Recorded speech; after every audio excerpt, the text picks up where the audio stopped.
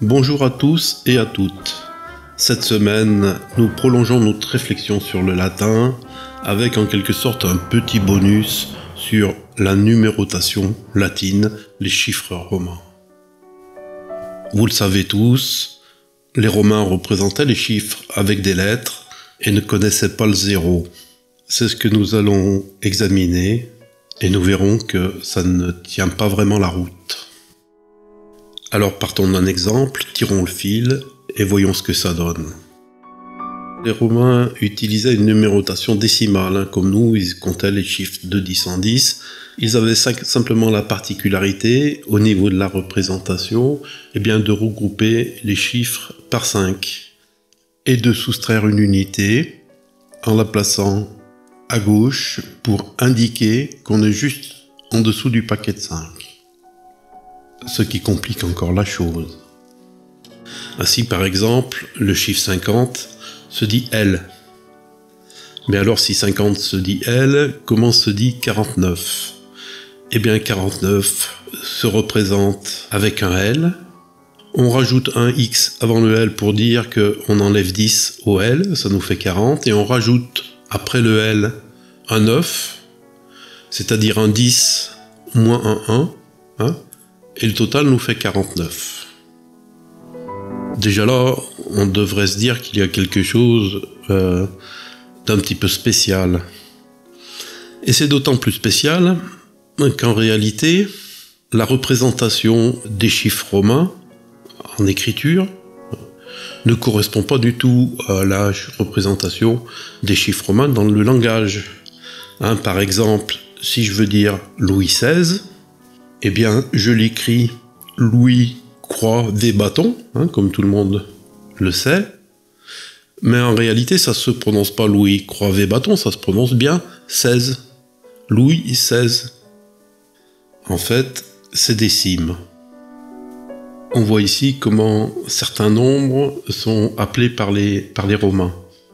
On voit qu'il n'y a pas de grosse différence avec notre système, et on voit que l'appellation des nombres dans la langue parlée, ne correspond à rien à la langue écrite. 90 nona quinta, 300 trecenti. Les chiffres romains ne se prononcent pas en tant que tels. Ainsi donc, on s'aperçoit que la représentation écrite des chiffres par les Romains ne correspond pas du tout à leur représentation mentale. Il n'y a aucun lien entre la représentation mentale du chiffre et sa représentation écrite. Et à l'inverse, évidemment, quand on lit le chiffre romain dans le texte, le romain, comme nous, ne peut pas l'interpréter directement comme une représentation mentale. Il est obligé de le transcrire, c'est-à-dire faire ce travail de décryptage. Il y a 3 M, ça fait 3000. Il y a 2 C, ça fait 200, donc ça fait 3200. Donc il doit d'abord transcrire ce qu'il voit, et de cette transcription, ensuite il en fait une traduction pour le transformer en expérience mentale. C'est-à-dire, ici, 3200, le chiffre 3200. Alors déjà, ça tout seul, ça pose un problème de logique. Comment ça se fait que les Romains n'ont pas trouvé un système de représentation des chiffres, représentation écrite, qui correspondent à leur représentation mentale? Et puis la deuxième difficulté, on va voir, c'est que cette représentation des chiffres, ne permet pas de faire d'arithmétique, c'est-à-dire de poser des calculs par écrit. Un Romain pouvait faire un calcul mental avec ces chiffres mentaux, comme il les conçoit dans le langage, c'est-à-dire 17 plus 16, ça fait 33. Il est capable de le calculer mentalement. Mais s'il veut poser cette addition de façon écrite, il va se trouver face à des problèmes et il ne pourra pas les résoudre. En fait, cette question a été résolue depuis longtemps. On sait que les Romains utilisaient soit un système d'abaque ou un système d'échiquier. Je vais vous expliquer un petit peu comment ça marche, comment un Romain pouvait faire une addition. Alors, on va partir d'un exemple simplifié qui ne tient pas compte du regroupement par 5 qui est utilisé dans les chiffres romains. C'est très exactement la même chose que ce qu'on fait actuellement quand on pose une addition, c'est-à-dire on met les chiffres par colonne, on les additionne par colonne, et si le total de l'addition dépasse les 10, on a une retenue de 1 qu'on transmet à la colonne voisine, à la colonne d'à côté. Alors je vais bien décortiquer le truc pour que chacun comprenne clairement qu'on est face à une absurdité. Principe de base, on met le nombre de pierres dans chaque colonne, 373, 3, 7, 3. On met le nombre de pierres correspondant au chiffre suivant, 494. On regroupe par paquet de 10. Et il reste à compter les pierres.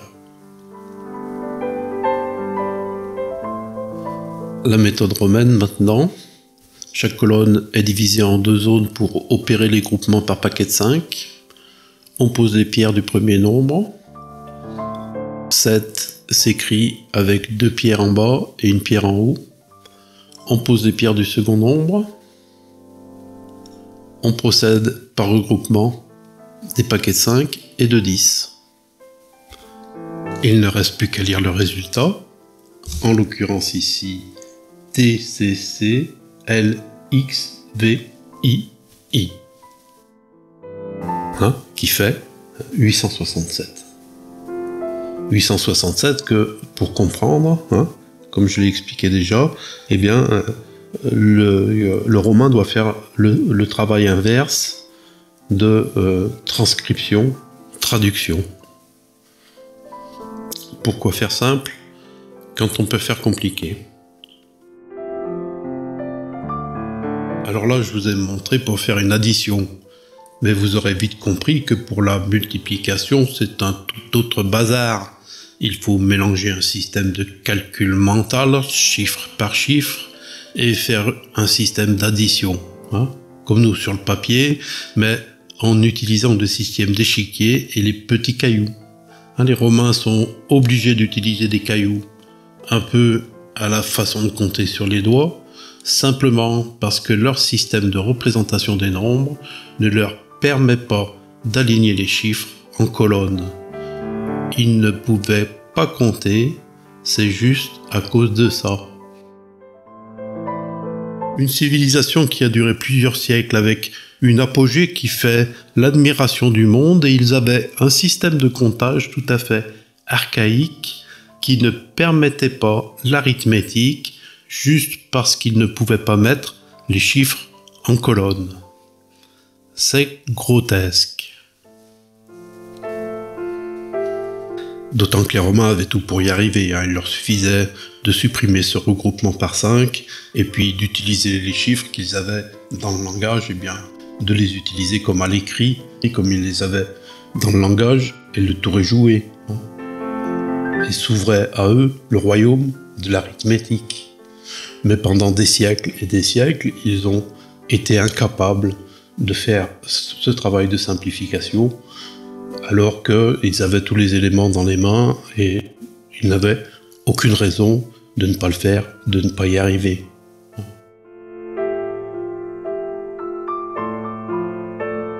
Les Romains et les Grecs avaient des mathématiciens, bien sûr, surtout les Grecs, on se souvient tous du fameux Pythagore et son carré de l'hypoténuse, ou encore de Thalès. Tous ces savants étudiaient l'algèbre, étudiaient la géométrie, mais en fait ils ne pouvaient pas se donner aux joies du calcul arithmétique parce que leur système de numération ne le permettait pas. Et pendant tous ces siècles, il n'y en a pas un seul qui a levé le doigt et qui a dit si on arrêtait nos conneries et qu'on simplifie la chose, héros les jeunesses, il suffisait de rien, ils avaient tout, puisqu'ils savaient compter mentalement, mais ils ne pouvaient pas compter par écrit parce que leur système d'écriture ne le leur permettait pas. Allons, on nous prend pour des jambons. Alors maintenant, la question se pose, c'est de savoir comment ce système archaïque, mal commode, pouvait fonctionner dans la vie quotidienne. pour les achats courants, par exemple, comme acheter son pain à la boulangerie, eh bien, ça ne posait pas de problème, puisque là, tous les calculs se font mentalement. On sait très bien aujourd'hui que quelqu'un d'illettré qui ne sait ni lire ni écrire, eh bien, c'est très bien compter la monnaie, payer et compter sa monnaie, ça pose pas de problème. Ça va commencer à poser des problèmes pour les intendants, les commerçants, hein, quand il s'agit de tenir une comptabilité. Ça va poser des problèmes également pour les notaires, pour les cadastres, pour les divisions de parcelles. Eh bien, quand il va falloir calculer les surfaces, on utilise la multiplication.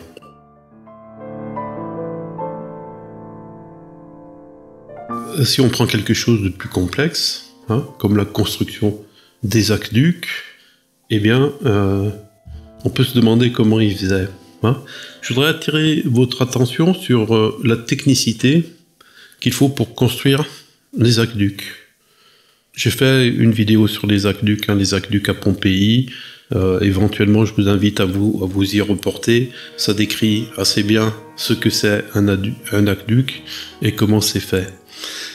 Si on prend par exemple l'aqueduc de Rive-de-Gier qui va de Saint-Chamond dans la Loire jusqu'à Lyon, il fait 85 km de long pour un dénivelé d'environ 105 ou 110 mètres. C'est-à-dire que si on arrondit, ça fait environ 1 mètre par kilomètre, 1 mm par mètre, ou encore 1 cm tous les 10 mètres. Ça veut dire que ce sont des ouvrages de précision. Mais pour construire un tel aqueduc, eh bien, évidemment, ça ne se fait pas par hasard. Il faut créer un projet.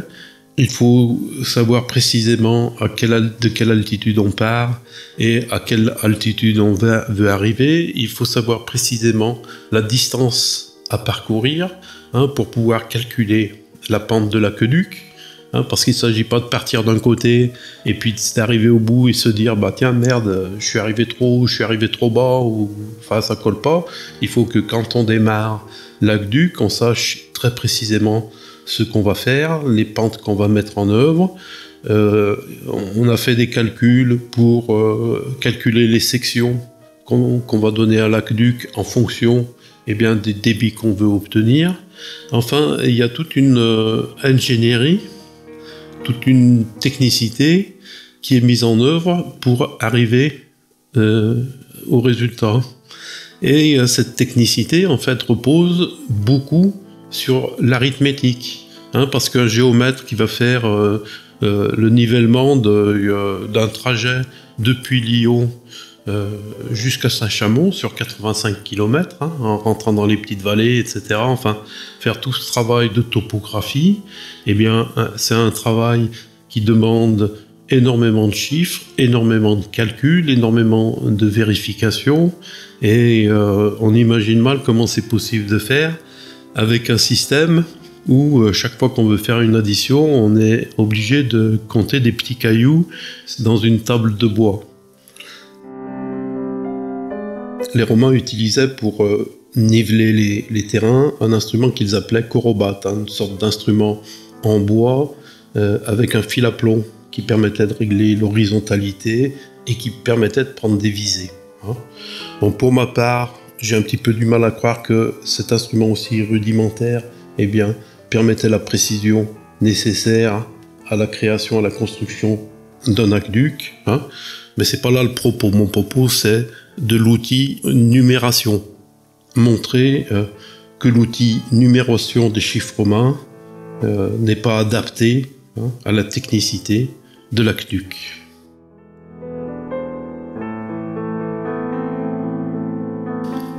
Il y a, quand on réfléchit à cette question, une sorte de hiatus, de dichotomie entre l'idée que les Romains utilisaient un système de numération archaïque, impraticable, parce qu'il ne permet pas sérieusement de faire les multiplications et à peine les additions, et l'idée que ces gens-là étaient capables de construire des ouvrages qui nécessitaient un grand développement de l'arithmétique. C'est soit l'un, soit l'autre. Soit les Romains étaient capables de construire des aqueducs avec toute la technicité nécessaire, mais auquel cas, ils avaient un système de numération qui leur permettaient de faire des calculs, soit ils utilisaient les chiffres romains et ne pouvaient pas construire des aqueducs. Simplement parce que les nombres romains ne permettent pas de mettre les chiffres en colonnes qui seuls permettent de faire des calculs. Les Romains ne pouvaient pas compter parce que leur système ne le permettait pas. Nos savants, la bouche pleine de mots sur la science et l'esprit critique, ne se sont pas aperçus de cette évidence. Si les Romains étaient capables de construire des aqueducs, c'est simplement parce qu'ils en étaient capables, avec le système de numération qu'ils utilisaient. Mais sont-ils si bêtes que ça? Ou là encore, l'histoire est farcie d'idéologie. On veut nous vendre l'idée du progrès de l'humanité sans vérifier que ce qu'on nous vend d'un côté est compatible avec ce qu'on nous dit de l'autre. Soit la civilisation romaine a existé et a utilisé un système qui lui permettait le calcul arithmétique, soit ils utilisaient les chiffres romains et la civilisation romaine n'a jamais existé. C'est soit l'un, soit l'autre. Et mon point de vue est beaucoup plus simple et résout cette difficulté. Ni l'un ni l'autre n'ont existé, ils sont l'un et l'autre, l'invention du bas Moyen-Âge, et nos sciences sont le socle de la société du mensonge. Et les chiffres romains, un bug dans la matrice. Voilà, je vous remercie de votre écoute, je vous remercie de votre patience et je vous dis à bientôt.